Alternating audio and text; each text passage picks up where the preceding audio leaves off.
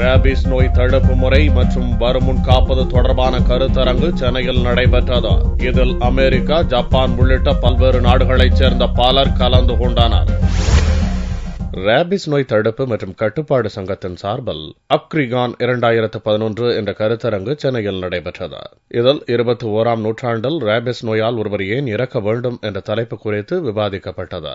2 நாட்கள் நடைபெறும் இந்த கருத்தரங்கில் இந்தியா, அமெரிக்கா, ஜப்பான் உள்ளிட்ட பல்வேறு நாடுகளைச் சேர்ந்த நிபுணர்கள் மற்றும் டாக்டர்கள் கலந்து கொண்டனர். இந்த கருத்தரங்கை துவக்கி வைத்து பேசிய தமிழக மக்கள் நல்வாழ்வுத்துறை அமைச்சர் விஜய், தமிழக முதல்வரின் அறிவுரைப்படி ஆன்டி ரேபிஸ் மருந்துகள் எல்லாம் ஆரம்ப சுகாதார மையம் மற்றும் அரசு மருத்துவமனைக்கு வழங்க உத்தரவிடப்பட்டுள்ளதாக தெரிவித்தார். The anti-rabies vaccine is given to all categories of dog bites in all primary health centers and government hospitals. Every year, an average of 9 lakhs dog bites cases are treated in our government institution. Funds to tune of 10.5 crores is spent for the procurement of anti-rabies vaccine annually. முன்னதாக இளம் அறிவியலாளர் விருதுகள் மற்றும் நினைவு பரிசினை அமைச்சர் வழங்கினார்.